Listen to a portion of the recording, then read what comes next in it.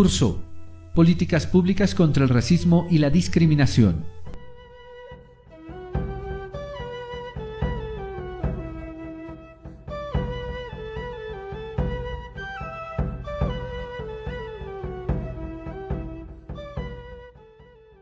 Teledocente Fernando Claro Saramayo. Profesional quechua, nacido en Pulacayo, departamento de Potosí. Estudió antropología en la UMSA, fue docente en la misma casa de estudios y actualmente es jefe de la Unidad de Gestión de Políticas Públicas contra el Racismo y la Discriminación, perteneciente al Viceministerio de Descolonización del Ministerio de Culturas y Turismo.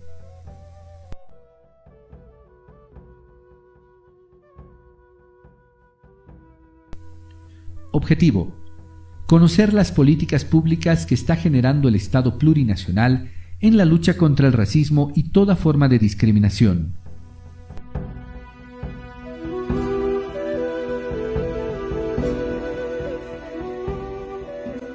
¿Cómo están?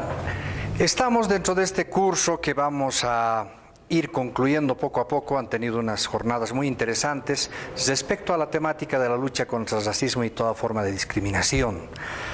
Han visto cuál es la disposición normativa, han visto el marco histórico, han visto lo que es la Ley 045 contra el racismo y toda forma de discriminación, y nos corresponde ver ahora lo que viene a ser la gestión de políticas públicas, qué es lo que el Estado está realizando para poder combatir esta temática. Mi nombre es Fernando Claros.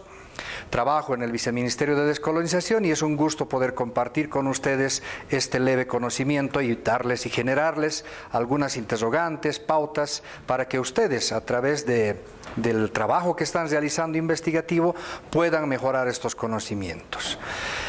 Vamos a comenzar indicando de que la lucha contra el racismo y toda forma de discriminación no es una lucha particular, no es solamente de nuestro país, no solo Bolivia está luchando contra estos flagelos, sino todo el mundo. Y a partir de las disposiciones, las políticas que han previsto, han tratado de que todos los estados, parte de las Naciones Unidas, por ejemplo, puedan luchar contra estos flagelos. Es así que a partir de 1965 ya instan al Estado boliviano a poder plantear, formular, aprobar normativas y planes de acción.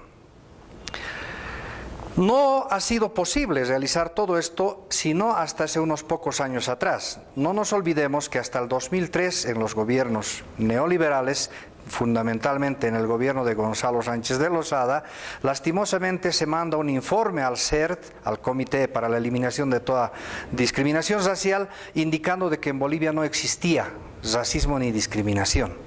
Y hoy nos damos cuenta, a raíz de los hechos acontecidos el 2008, que todo eso era una mentira, que el racismo y la discriminación siempre habían existido, pero que sin embargo estaban tan naturalizados que se había puesto al olvido, se había hecho invisible. Lo que hemos hecho ahora es darle esa visibilidad.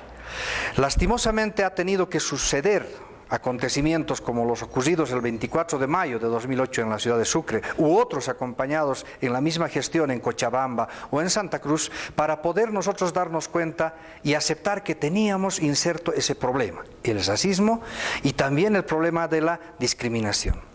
Efectivamente, nuestros pueblos antes de la conquista nunca habían conocido estas prácticas, especialmente las prácticas de racismo.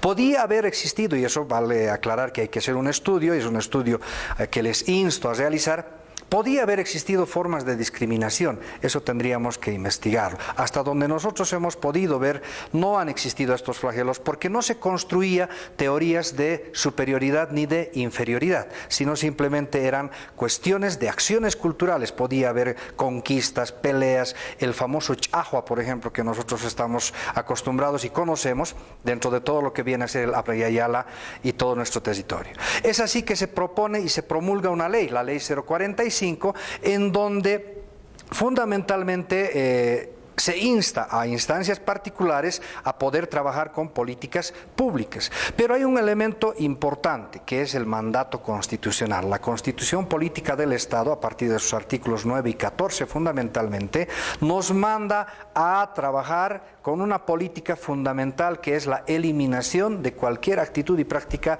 racista y o discriminatoria. En ese sentido tenemos que más o menos entender levemente qué es una política. Por lo tanto, vamos a indicar que una política son medidas estratégicas acompañadas de acciones que nos permiten solucionar estructuralmente o coyunturalmente algunos problemas referidos especialmente a temáticas, en este caso, de racismo y discriminación. Hay políticas de Estado que implican que son trabajos amplios, ¿no? Es decir, que pueden estar transversalmente o incorpora a todas las acciones en todas las instancias del país y de las instituciones que trabajan con esto. Pero también puede haber políticas públicas en áreas específicas o temáticas, como es el caso de la lucha contra el racismo y la discriminación, que si bien hay un viceministerio de descolonización que trabaja con estas temáticas, pero el trabajo amplio, la política amplia de cumplir con la Constitución Política del Estado, lo tiene que implementar todas las instituciones del gobierno en este caso. ¿Qué es una política del Estado? Una política del Estado, como habíamos dicho, tiene el fin de habilitar diversos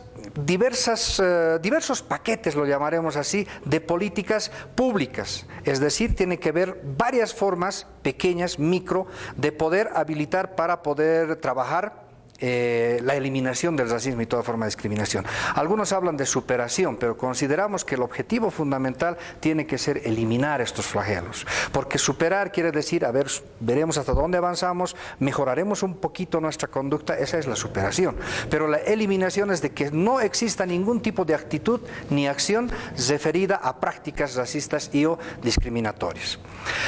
Las políticas de Estado se concentran en temas, como habíamos hablado, estructurales, que tienen que ver de solucionar tanto la relación del Estado con la sociedad, pero también relacionar todos los problemas que pueden ocurrir internamente dentro de la misma sociedad o dentro del mismo Estado como tal. Hay políticas de Estado muy fuertes, por ejemplo, la defensa del Estado, ¿no? Las Fuerzas Armadas tienen una política estructural que eso es permanente. Pero hay otras políticas, por ejemplo, que están yendo dentro del trabajo de la lucha contra el racismo y discriminación, como los bonos, el bono Juancito Pinto, que no tiene en ninguna parte de lo que se ha proyectado, se ha programado, no indica que es una lucha contra la discriminación, pero sin embargo es una lucha contra la discriminación porque a partir de las acciones afirmativas está mejorando la condición educativa de sectores altamente vulnerados, como son los niños, ¿no? Los niños, niñas, adolescentes son una población vulnerada por racismo y discriminación, al igual que los adultos mayores y otros que vamos a ir viendo a lo largo de esta exposición. En ese entendido, vamos a poder indicar de que las políticas públicas pueden tener un alcance temporal, que puede ser relacionado a un programa de acción fundamentalmente, puede ser durante un gobierno de turno, o puede tener una política de Estado que puede trascender toda la estructura, ¿no? En ese sentido hay muchos países que han implementado políticas que trascienden la temporalidad de los gobiernos, y eso es lo que nosotros queremos hacer. Por ejemplo, una política fundamental es el proceso de descolonización que tiene que ser perenne, tiene que estar permanentemente hasta lograr establecer el trabajo de la interculturalidad, por ejemplo. La interculturalidad, si no se hace un trabajo previo de descolonización que implica recuperar, reivindicar y restablecer el respeto que nos han quitado a través del proceso colonial, entonces recién se va a poder lograr una interculturalidad plena porque va a estar basada en el respeto y no solamente en la tolerancia. Otro ejemplo, por ejemplo, la incorporación de nuevos tipos penales, ¿no? Que a raíz de la Ley 045 se han ido estableciendo, en este caso ya tanto el racismo como la discriminación, sus actitudes, sus acciones se han convertido en delitos. Entonces para luchar eficientemente contra el racismo tenemos que ver todos estos aspectos. En ese entendido vamos a tener en cuenta ahora todos los antecedentes que hemos tenido que pasar para poder establecer políticas, para poder elaborar un documento en específico por primera vez en nuestro país, ¿no? Que es la política del Estado plurinacional contra el racismo y toda forma de discriminación, que se convierte también en un plan de acción que va a implicar el 2012 hasta el 2015, que ya está en implementación a partir de las diferentes instancias o instituciones del Estado. Pero ¿cómo se hace esta política? Esta política tiene un mandato, a partir de la ley, el artículo 9, en el artículo 9, se crea una instancia específica que se denomina el Comité Nacional contra el Racismo y toda forma de discriminación. Y ¿no? en esta creación de este comité, que es una instancia colegiada, que vamos a ver cómo está conformado, se le indica de que está encargado de promover, diseñar e implementar políticas normativas integrales contra el racismo y toda forma de discriminación. Esta instancia, el comité, está bajo la tuición del Ministerio de Culturas a través del Viceministerio de Descolonización. ¿Cómo está conformado? Como les decía, es una entidad colegiada, están varios ahí representando, están representados las instituciones públicas a partir de sus diferentes órganos, varios ministerios, las organizaciones sociales, ¿no? Están ahí CONAMAC, CIDOP, todo lo que es el Pacto de Unidad y todas las instituciones que tienen representatividad a nivel nacional. Están las organizaciones indígenas, originarias y campesinas, comunidades interculturales y afrobolivianas, las organizaciones defensoras de derechos humanos, ¿no? Eso quiere decir que hay algunas ONGs también dentro de esto que trabajan con derechos humanos con grupos específicos como la niñez, la adolescencia, los adultos mayores, los colectivos TLGB, las mujeres en situación de prostitución, mujeres personas privadas de libertad, mujeres trabajadoras del hogar. Entonces todos estos grupos altamente vulnerados por estos flagelos, como son el racismo y la discriminación, están representados en lo que viene a ser el Comité Nacional contra el Racismo y toda forma de discriminación. Pero a su vez, a partir de que están también otras instituciones representadas en este comité, existen dos instancias que permiten que el desarrollo del comité pueda ser altamente transparente, que permiten todavía generar la credibilidad que se ha suscitado con esta creación del Viceministerio de Descolonización, porque tiene un alto grado de credibilidad, como son la Defensoría del Pueblo y la Oficina del Alto Comisionado de las Naciones Unidas. Ambas instancias refieren el trabajo en cuanto al acompañamiento técnico, ¿no? Entonces, si ustedes ven, nosotros no estamos trabajando solos, primero. Segundo, no es pertinente que se trabaje solos, y las políticas públicas que se van a proponer y les vamos a comentar a continuación, implican el trabajo de todos. Instituciones del Estado, organizaciones sociales, ustedes como estudiantes de estos cursos que puedan permitir ser el brazo operativo para poder implementar las diversas políticas públicas. El artículo 9 de la ley define que el Comité Nacional tiene la función principal de dirigir un diagnóstico y un plan de acción contra el racismo y toda forma de discriminación. En otras palabras, estamos indicando de que a través de la conformación que tiene este Comité Nacional, le dan roles y tareas específicas, ¿no? Que es la cuestión de las políticas públicas y verificar normativas, etcétera, etcétera.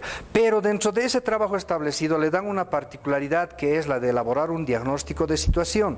Ese diagnóstico de situación ya se ha realizado, se lo ha hecho entre el 2009 hasta el 2011 aproximadamente, ¿no? 2010 a finales se ha terminado y 2011 ya se han presentado los resultados. Pero paralelamente ya se ha ido construyendo lo que viene a ser la política del Estado, es decir, cumplir con lo que dispone la normativa en cuanto al Plan Nacional de Acción contra el Racismo y toda forma de discriminación.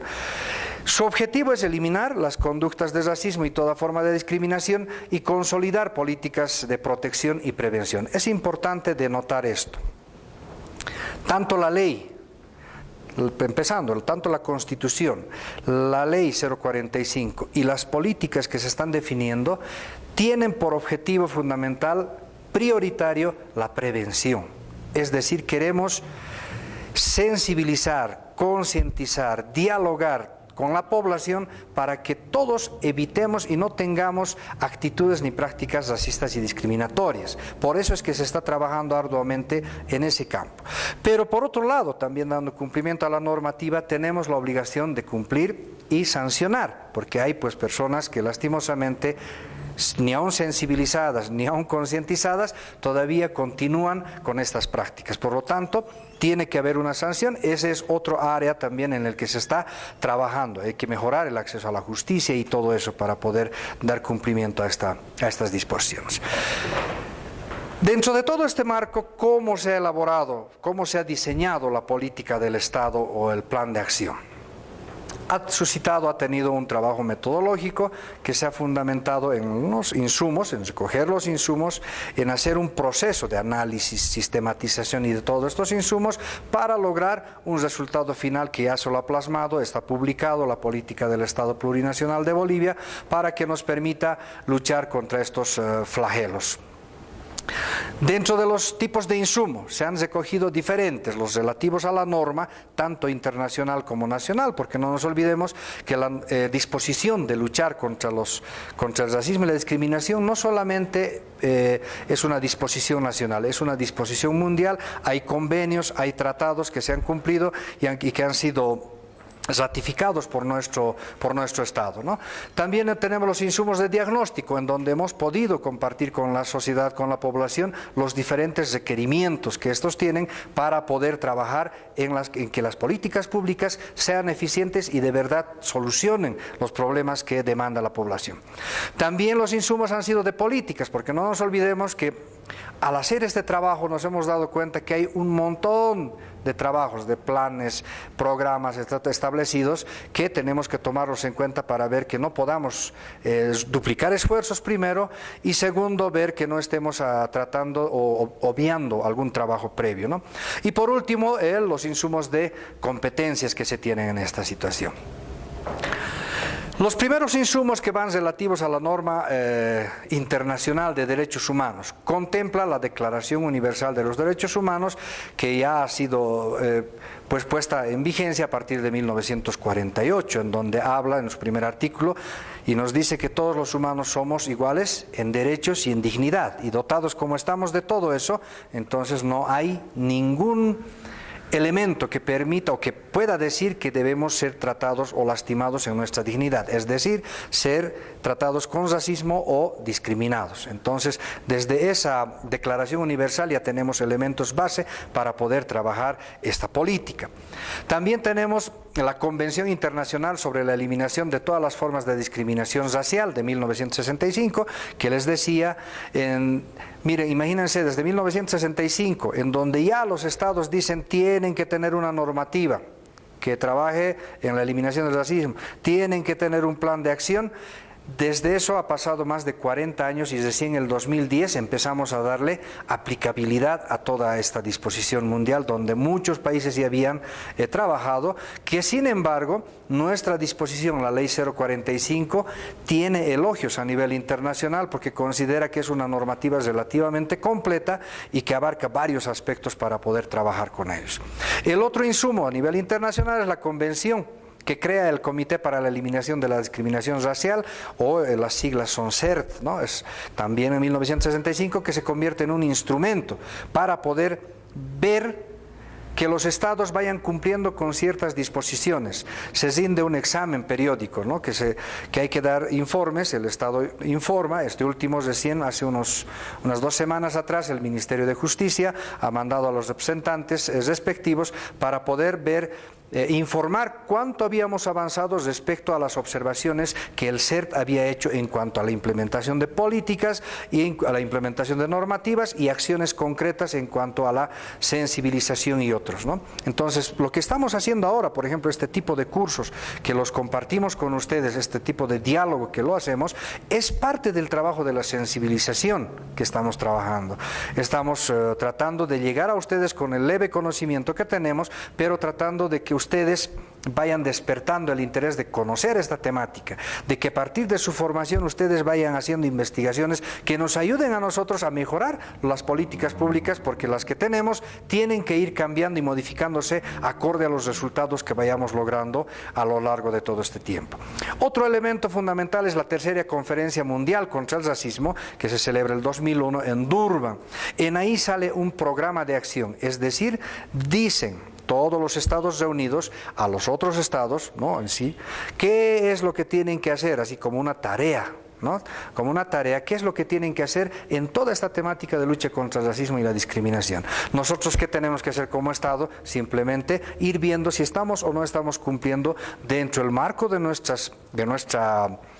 soberanía. No hay una incidencia, ¿no? Dentro del marco de nuestra soberanía, dentro del marco ahora de nuestro respeto a nuestras costumbres, conocimientos, culturas, etcétera, etcétera, y si se dan cuenta, si tomamos en cuenta la Constitución Política del Estado, las 36 lenguas reconocidas que refieren a diversos pueblos, que pueden ser muchos más, nos insta a nosotros que las políticas públicas tienen que ser muy bien pensadas, porque no podemos hacer políticas específicas para un pueblo solamente. Tenemos que hacer políticas macro, políticas, lineamientos grandes que permitan a todas las instancias del Estado, a partir de sus competencias, poder hacer aplicables esas políticas públicas y por lo tanto poder resolver algunos problemas o los problemas que se tienen. Y por último, la conferencia del examen de Durban en Ginebra, de este último del 2009, a la cual hace 2 semanas atrás nuestro Ministerio de Justicia ha ido a responder y a decir cuánto habíamos avanzado. Y realmente hemos avanzado bastante, porque no nos olvidemos que desde el 2006, que es donde tomamos y asumimos el poder, primero, devolvemos o se devuelve el poder por justicia a los pueblos indígenas, ¿no? Ese es un logro bastante grande, porque todo lo que había generado el racismo y la discriminación en cuanto a aspecto colonial es que había construido un Estado blindado contra estos grupos poblacionales, especialmente contra los pueblos indígenas. Los sistemas que habían construido estaban lo mismo, ¿no? Sistema educativo, el sistema judicial, estaban blindados contra el indígena, no estaban favoreciendo a los pueblos indígenas, por ende a los afro también, a los pueblos afrobolivianos. Y a eso se suman las formas nuevas, contemporáneas, de organizaciones que han mostrado que existen también otro tipo de discriminaciones en torno a grupos poblacionales específicos. Como ustedes ven, es un complejo de cuestiones que se han tornado en insumos para poder desarrollar una política pública, que puede ser que haya otros mecanismos también para elaborar políticas públicas, pero lo fundamental para elaborar una política pública es conocer el problema, ver qué se tiene y poder proponer algo para poder pues subsanar ese elemento, ¿no? Ese problema, pues puede ser estructural o puede ser coyuntural, pero tenemos que buscar la solución de ese problema a partir de esta formulación de políticas públicas. Por último, los marcos institucionales y las competencias de los niveles territoriales autónomos. También no significa que al ser autónomos ellos están aislados de esta lucha. Ellos también tienen que implementar políticas, tienen que generar políticas locales, departamentales, municipales o de las autonomías indígenas para poder coadyuvar a este trabajo que es altamente complejo. ¿Cuál ha sido el proceso desarrollado durante la elaboración de todo esto, de la política pública? ¿No? Se ha dado una identificación participativa sobre los ámbitos en los que se manifiesta el racismo y la discriminación, es decir, se han determinado en dónde se está dando esta manifestación, dónde se reproduce más, dónde es perceptible, dónde se hace visible, ¿no? Y lastimosamente se ha visto que el campo educativo es uno de los fundamentales en donde se replica, se refleja y se vuelve a enseñar, aparte de aprender, se vuelve a enseñar y sustentar lo que es el racismo y la discriminación. Entonces tiene que haber una política muy fuerte dentro de lo que es el campo educativo. Ya se ha iniciado con, por ejemplo, la ley Avelino Signani, intrínsecamente está también coadyuvando a que existe esta lucha contra el racismo y toda forma de discriminación. Lo que falta ahora es articular todo ese trabajo con lo que viene a ser la ley 045, con lo que viene a ser las políticas que se están proponiendo a partir de descolonización, para que se pueda tener una cuestión integral, y hay que también hacer un trabajo muy profundo de socialización para que puedan nuestras comunidades, nuestras instituciones, nuestras organizaciones puedan entender que estos son flagelos que hay que eliminarlos. Se ha hecho también un proceso a partir de los análisis documentales, las visitas y entrevistas a las diferentes instituciones, reuniones técnicas de análisis y discusión. Por supuesto, tienes que dialogar con las otras personas para conocer si están haciendo algo, para conocer si conocen el tema, para saber si conocen el tema y para saber cuál es ¿Cuáles son los planteamientos que tienen? Porque no nos olvidemos, cuando hemos hablado, por ejemplo, con el Ministerio de Vivienda, ¿no? Les dijimos que era la temática de lucha contra la discriminación, y cuando ellos empezaron a relatarnos que estaban haciendo programas para la construcción de viviendas, que habían construido en determinados pueblos sus viviendas, inclusive con pertinencia cultural y todo eso, nos habíamos dado cuenta que ellos están trabajando cotidianamente en lo que viene a ser la lucha contra la discriminación y el racismo, pero no lo están reflejando. Entonces es por eso inclusive que en estas jornadas que vamos a tener y que se tiene que tener cada año en el mes de mayo, se va a empezar a mostrar lo que el Estado como tal está haciendo en cuanto a sus políticas públicas que de manera transversal o de manera indirecta o directa están luchando contra estos flagelos como son la discriminación y el racismo. Los resultados del proceso. Se tiene ya elaborado la política, ¿no? La política tiene un componente que está estructurado en 3 campos de acción fundamentales, en 3 ámbitos, y tiene 17 programas. Entonces, todo el desarrollo, todo ese rollo que ahora les he indicado, que hemos determinado, nos ha permitido plasmar un documento en el cual se sustentan 17 programas plurinacionales que intentan ser el inicio dentro de esta temática que es ardua. Son más de 500 años en nuestro territorio que se van dando cotidianamente las prácticas para institucionalizar el racismo y la discriminación, y nosotros en 6, 7 o 10 años sería muy difícil poder solucionar algo que se ha implantado durante cientos de años. Lo que se tiene que cambiar es la conducta. Se tiene que cambiar la mentalidad de la persona, y cambiar la mentalidad de la persona inclusive a veces conlleva procesos generacionales. No estamos apuntando a tan largo, ¿no? Que pensamos que la conciencia de la gente y el trabajo que hace el Estado en poder difundir las políticas públicas pueden permitir que esto sea lo más rápido posible. Y ya lo estamos haciendo, ya se han dado muestras sobre esto. El solo hecho de la promulgación de la ley contra el racismo y la discriminación ha frenado bastante hechos de racismo y discriminación. Lo que está faltando ahora es identificar, ¿no? Relativamente determinar cuánto de esa manifestación existía anteriormente y cuánto de esa manifestación se ha ido reduciendo y actualmente existe. Es relativo, por ejemplo, que nosotros que recibimos denuncias, las denuncias incrementen. Podría ser, si incrementan, de que estamos dando a difundir muy bien pues la política del Estado, en este caso la ley, y por lo tanto, como la persona conoce sus derechos, empieza a denunciar. Pero podría implicar también al revés, que si no vienen ya a denunciar, de que las personas están bajando sus conductas en cuanto a racismo y discriminación, precisamente por el hecho de que existe una normativa que inclusive tiene sanción con privación de libertad. Entonces, como ustedes se dan cuenta, todo en este caso bien tiende a ser relativo, y la única forma de medir el avance que tiene el Estado respecto a esto va a ser ver y hacer un seguimiento a la política del Estado plurinacional que hemos programado. Reiterando, el trabajo de la política ha implicado un trabajo de recoger insumos, ha visto la cuestión de los procesos en todo lo que hemos detallado para obtener un resultado que viene a ser la política del Estado plurinacional, el cual vamos a ir detallando enseguida, ¿no? Para llegar a determinar exactamente en qué nos vamos a basar, por qué estamos considerando que existe racismo y discriminación, tenemos que ver el análisis de las causas y efectos, ¿no?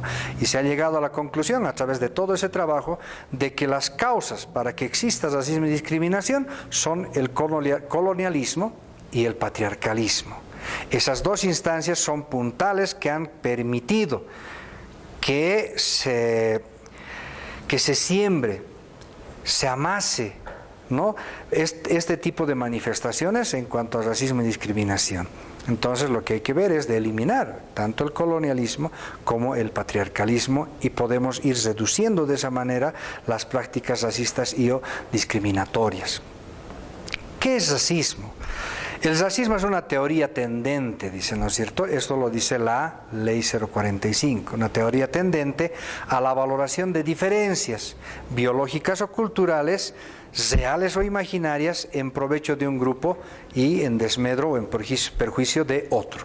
Pero en líneas generales, el racismo es toda actitud, toda ideología, toda construcción toda invención, porque es un invento lo que ha sucedido, que trata de justificar una supremacía de determinado color de piel en un primer momento, de determinada cultura en un segundo momento, respecto a otro color de piel y otras culturas.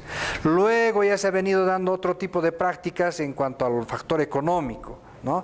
El racismo y la discriminación en cuanto a potencias, por ejemplo, a potencias de estados respecto a otros. El solo hecho de que nos denominen tercermundistas es un hecho de discriminación, sino un hecho de racismo también. Porque están permitiendo que las categorizaciones leves que habían hecho, ¿no?, para sustentar esa perspectiva de la supremacía blanca, por ejemplo, ¿no?, el salvajismo, barbarie, civilización, han tratado de catalogar en ese tipo de estructuras, y nosotros pues nos han metido a ese saco, ¿no?, de que estaríamos todavía en el salvajismo. Entonces, como el salvajismo no puede convivir con la civilización y no pueden estar en un mismo lugar, han creado los mundos, ¿no? Han dicho, no, estos son tercermundistas. Y eso se ha sustentado con la cuestión económica. Entonces, el racismo es toda teoría y actitud y práctica que tiende a crear aspectos de superioridad e inferioridad. Y en esa creación de aspectos de superioridad e inferioridad se ha tornado lo natural, ¿no? Porque la creación las primeras teorías surgen en torno a lo natural, se naturaliza el racismo, porque dice, porque han nacido blancos, tienen, ¿no?, ciertas características, atributos, etcétera, que les daba el poder, y porque han nacido no blancos, tienen otras características, atributos que les da la sumisión. Y eso se ha replicado, con eso han llegado los españoles a estos territorios y hemos empezado en esa lucha, pese a que ha habido confrontación, resistencia de nuestros pueblos, pero ha sido tan fuerte el dominio sistemático para que puedan imponer una forma de vida diferente a la nuestra, ¿no? ¿Qué es la discriminación? La discriminación va a ser conceptuada también en la Ley 045 como toda forma de distinción, exclusión, restricción o preferencia, fundada en diversas razones de sexo, género, generacional, identidad ideológica y filosófica, ideología, etcétera, etcétera. Pero ¿cuál es el aspecto fundamental? El aspecto fundamental es que esto tiende a denegar un acceso en torno a sus derechos de una persona o de un grupo. Cuando uno asume una actitud que no está permitiendo que alguien cumpla o plasme ese derecho que tiene para hacer algo, está cometiendo o podría estar cometiendo un hecho de discriminación. Hay bastantes ejemplos dentro de todo esto, pero fundamentalmente los podemos verlo en los hechos de educación. Hay bastantes ejemplos en cuanto al acceso a la educación. Se buscan diversas excusas para poder denegar el acceso a determinados grupos sociales, a determinadas clases. Consideramos, por ejemplo, que el acceso o que los exámenes de competencia o los exámenes de dispensación que se hacen en las universidades son una forma también de discriminación, porque ahí no estamos dando oportunidad real, por ejemplo, a los que estudian en el área rural, dado que la estructura sistemática que ha tenido nuestra educación, por ende ha hecho de que al área rural vayan profesores menos formados, que para el área rural se formen los profesores de diversa forma, ¿no?, que para el área urbana, que en el área rural no hay determinados accesos, y esos accesos, como por ejemplo los servicios de internet o el acceso a una información, etcétera, no pueden ser replicados en acá. Eso genera brechas muy enormes para poder tener la misma oportunidad para poder ingresar. Entonces se torna altamente discriminatorio. Hay que hacer un trabajo de evaluación, eso lo tendrá que hacer dentro de su marco de autonomía las universidades para poder realmente ofrecer lo que dice la Constitución, una educación amplia y para todos, ¿no es cierto? Y gratuita además de eso. Vamos a entrar en mayor detalle dentro de lo que viene a ser la política pública. Yo les pido que hagamos una pequeña pausa, un pequeño momento, vayan ustedes reflexionando sobre toda esta temática y enseguida volvemos en detalle para ver cómo está estructurado en realidad la política pública.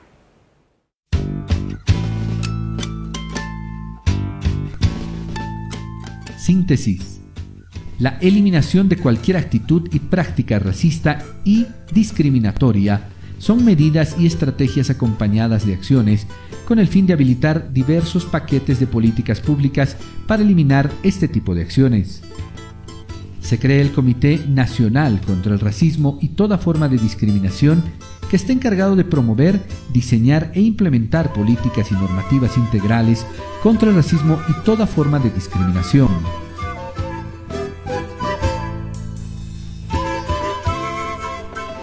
Todos los bolivianos y bolivianas estamos construyendo ahora un nuevo Estado. Un Estado plurinacional que requiere servidoras y servidores públicos comprometidos. La Escuela de Gestión Pública Plurinacional es una red de escuelas a nivel nacional que brinda formación y capacitación a servidores públicos del gobierno central, gobiernos departamentales, municipales y autonomías indígena originaria campesinas. Formamos servidores públicos comprometidos con el pueblo.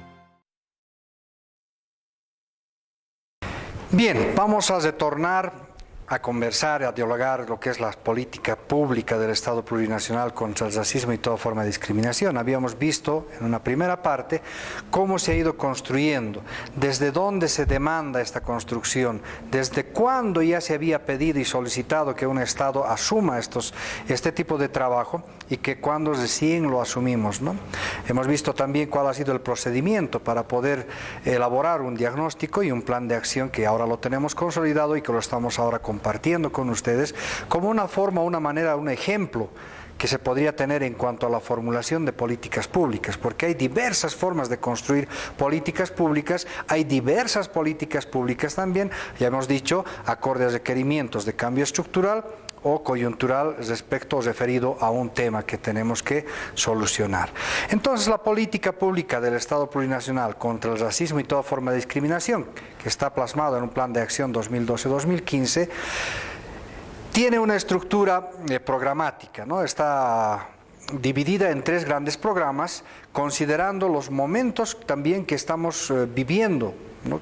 Que tiene que ver, por ejemplo, el respeto a la madre tierra. Es por eso que uno de los primeros grandes programas, los campos, lo hemos estructurado como dignidad en equilibrio con la madre tierra. Se tiene que construir dignidad, se tiene que respetar a la madre tierra y se tiene que armonizar entre ambos aspectos.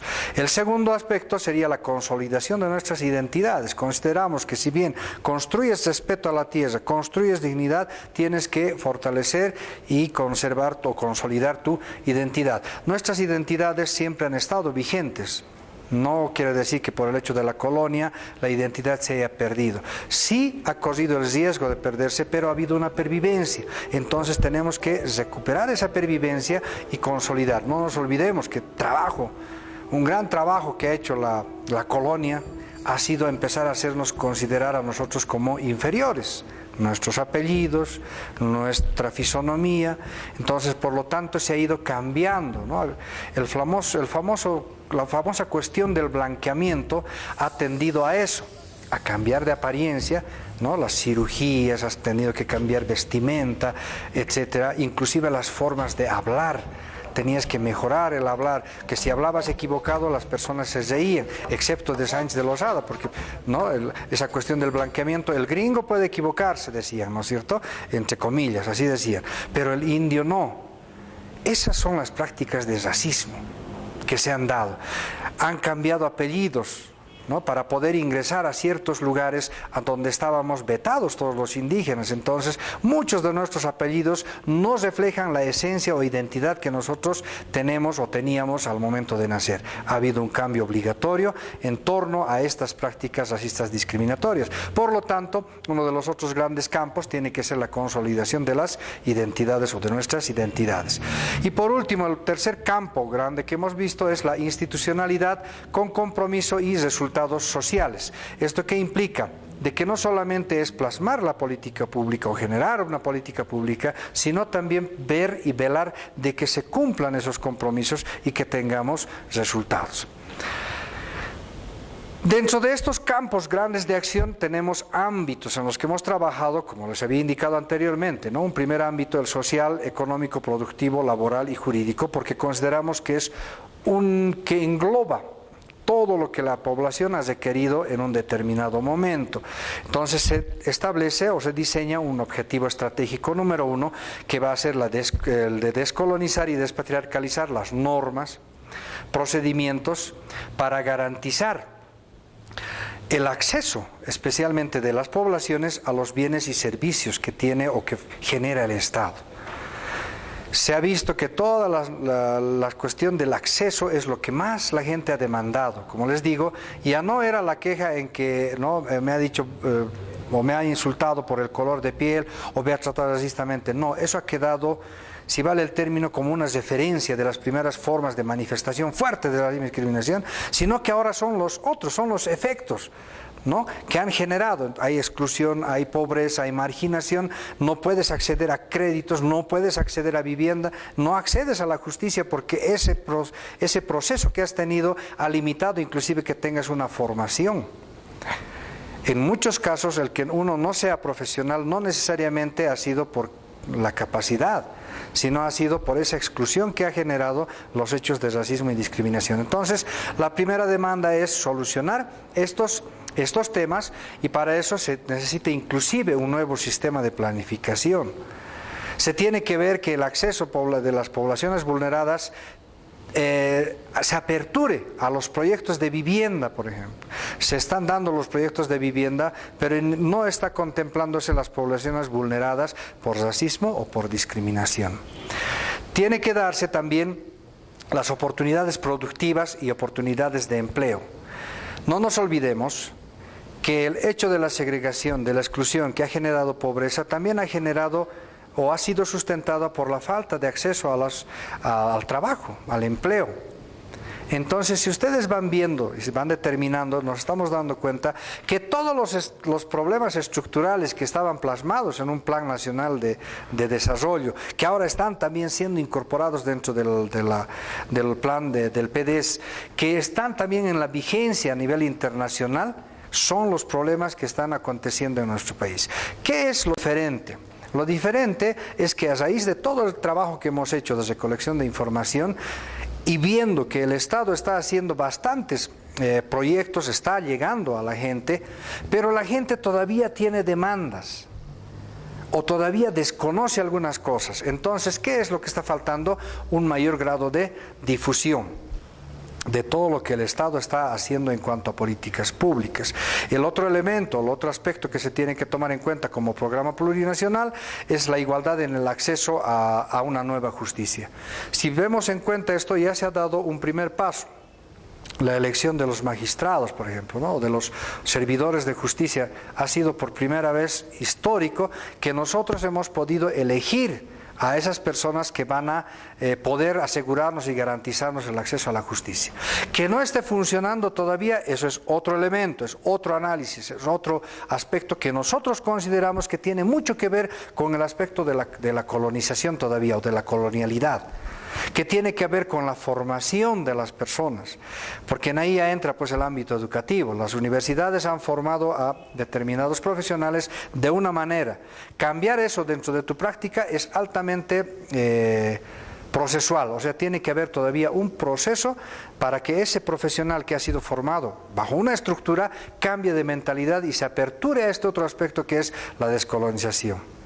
Todos nosotros, ustedes, los que están siguiendo este curso, los que se siguen formando en las universidades, están dentro de un canon, un parámetro específico. Todavía no está entrando estos temas de la descolonización, de la despatriarcalización, inclusive la lucha contra la discriminación dentro de sus áreas temáticas. O sea, las universidades no están contemplando, y mucho menos los niveles primarios de formación. O sea, los niños todavía están establecidos dentro de esa estructura. Todo ese proceso hay que cambiar para que recién cambie el acceso a una nueva justicia, a una nueva educación. El otro ámbito, que es el político y de identidades culturales, va a contemplar el objetivo estratégico de recuperar y proyectar los saberes, la memoria histórica, construir una cultura de respeto a la diversidad, es decir, que tiene que ver mucho más con el aspecto de las identidades culturales. Dentro de esto tenemos varios programas plurinacionales, como son los nuevos modelos de servicios de salud y educación, pese a que el SAPSI ya está implementado, pese a que el Avelino Siñani está establecido a partir de una normativa, lo que falta es empezar a implementar, lo que falta es que la gente vaya empoderándose de esos trabajos, y esos trabajos, y esos programas, y esas leyes, esas normativas, son parte de las políticas públicas de lucha contra el racismo y toda forma de discriminación. La plena participación política de poblaciones vulneradas, efectivamente, cuando, a raíz de lo que les había comentado en un principio, hay todavía elementos que no permiten la plena participación de las personas o de los pueblos, de las poblaciones vulneradas por racismo y o discriminación dentro de todos estos aspectos como es la participación política. El hecho que nuestro presidente de origen indígena haya entrado al poder es un elemento muy fundamental e histórico de recuperación de nuestra capacidad de gobernación, de nuestra soberanía en este caso, ¿no? Las acciones afirmativas complementarias en lo que viene a ser el servicio militar, lo que les había dicho, ¿no? Hablar de acciones afirmativas y hablar de complementario a veces causa y genera un poco de conflicto en nuestras Fuerzas Armadas, porque dicen no puede haber complemento, la forma de hacer servicio militar es una sola, ¿no? Pero se han aperturado a poder dialogar y trabajar esto, porque ellos tienen que ver, si bien tienen que ver el cumplimiento de la Constitución política en cuanto a lo que dispone para ellos, también tienen que ver en lo que dispone en los otros artículos para los pueblos indígenas, originarios y campesinos. Es decir, te dice que tú puedes y tienes que hacer lo que tienes que hacer, pero tomando en cuenta que hay un respeto a una diversidad cultural. La sensibilización y prevención sobre racismo y discriminación en medios de comunicación, que es el otro trabajo que tenemos que hacer, el trabajo de construir una alianza con los medios de comunicación, hacer que los medios de comunicación se empoderen para que este tipo de trabajos por el cual nos estamos poniendo en contacto ahora ustedes y mi persona puedan tornarse muchísimo más frecuentes. Los medios de comunicación tornarse en espacios educativos y no solamente de farándula, sino en espacios educativos, tornar esos proyectos por ejemplo, en cada informativo que el locutor, el comunicador pueda decir acompáñenos en la lucha contra el racismo y toda forma de discriminación, sería un gran avance, pero no lo hacen, solo pasan lo que dice la normativa, un pequeño spot, leen un concepto y ahí quedó. Entonces tenemos que hacer un trabajo arduo con los medios de comunicación, no para distanciarnos, sino para construir alianzas y que ellos sean nuestro brazo también operativo en cuanto a eliminar estos flagelos. El otro elemento que está muy de moda, podríamos llamarlo, muy vigente, ¿no? En este caso es el aspecto del derecho a la consulta, que también estamos trabajando y estamos contemplando desde el enfoque de la no discriminación, porque los pueblos indígenas, originarios, campesinos, al tener que cambiar conductas, al tener que cambiar algunas formas o al tener que asumir algunas políticas de Estado, tienen el derecho de ser consultados para poder determinar cuáles van a ser las que más les van a beneficiar o podrían ser perjudiciales. La formación de garantes de derechos, esto quiere decir trabajar con los operadores de justicia, ¿no? Tienen que empezar desde las universidades, o sea, hay que cambiar incluso los currículums, ¿no? Se hace un análisis de todo lo que se enseña, por ejemplo, en derecho. Y la pregunta final es, ¿qué es nuestro? Nada, todas las normas han sido establecidas en cánones napoleónicos, normativas que ya estaban dadas en otros lados, códigos franceses, códigos romanos, y a la final no hay ningún código que sea lo nuestro. Por supuesto, entonces, si hay todavía pervivencia de tanta población indígena, originaria, campesina, que está plasmada y arraiga todavía sus costumbres, sus tradiciones, entonces, ¿cómo puedes traer una normativa jurídica de otro lado y querer imponerles? Por lógica, es difícil que funcione y no ha funcionado. Por eso hay la exigencia de un cambio de forma de justicia para que realmente llegue a todos. La formación de garantes de derecho, entonces, tiene que ser uno de los programas plurinacionales, o es uno de los programas plurinacionales que lo estamos trabajando conjuntamente el Ministerio de Justicia y otras instancias. La recuperación y fortalecimiento del reconocimiento de identidades y prácticas espirituales espirituales, que tiene que ver más con la lucha y el trabajo de la descolonización, para poder sustentar la evaluación de líderes indígenas, por ejemplo. Si ustedes hacen un análisis de la historia, se ha contado, y casi siempre lo que se cuenta en relación a las acciones de los indígenas es negativo, ¿no? Hasta en la referencia de la colonialidad. Dicen, estaban ahí los españoles y fueron rodeados por indios, ¿no? Más o menos como así, pobrecitos españoles que les han rodeado los indios, ¿no? Pero no cuentan el por qué, cómo se ha llegado a esa instancia, cuál era el requerimiento de esos indios. Era cuestión de justicia, era cuestión de vivencia. Entonces falta volver a reconstituir nuestros líderes, reescribir nuestra historia para poder hacer una forma de fortalecimiento a nuestra identidad. En la administración pública, y vamos a ir con esto concluyendo todo lo que hemos venido conversando, estamos poniéndoles en un ejemplo de lo que se ha trabajado a partir del Estado en cuanto a la elaboración de políticas públicas, ¿no? Entonces viene el fortalecimiento institucional, la gestión pública despatriarcalizada, la formación intensiva de servidores públicos. ¿Esto en qué sentido? El servidor público es uno de los primeros soldados que tiene que luchar contra el racismo y la discriminación, dado que es ahí donde vienen los requerimientos de las personas.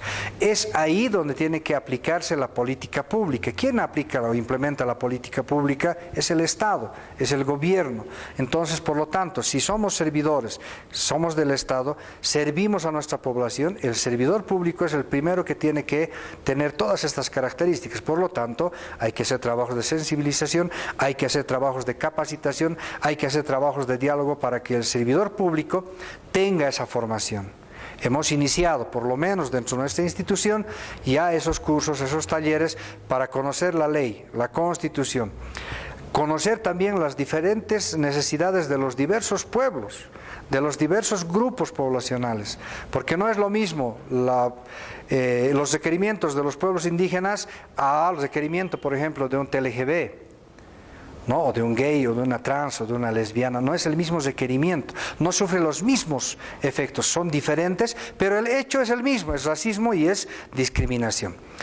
En ese sentido estamos tratando también, hemos propuesto en el programa plurinacional, de construir una red de investigaciones. Ahí es donde necesitamos el concurso de todos ustedes, los académicos, de las universidades, de los centros de formación, para que nos puedan permitir que esa red se alimente.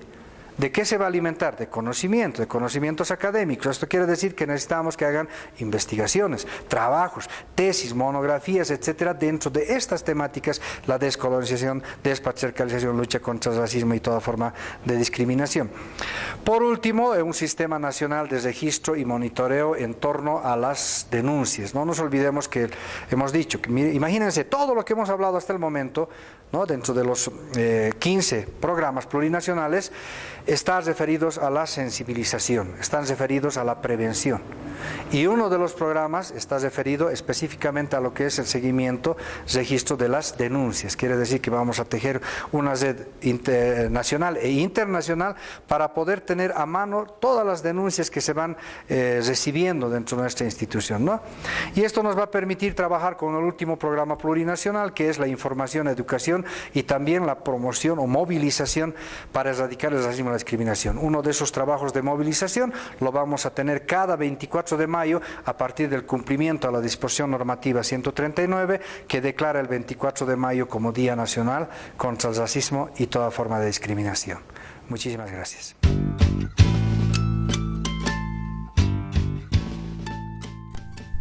Síntesis. La función principal de este comité es dirigir un diagnóstico y un plan de acción cuyo objetivo es eliminar las conductas de racismo y toda forma de discriminación y consolidar políticas de protección y prevención.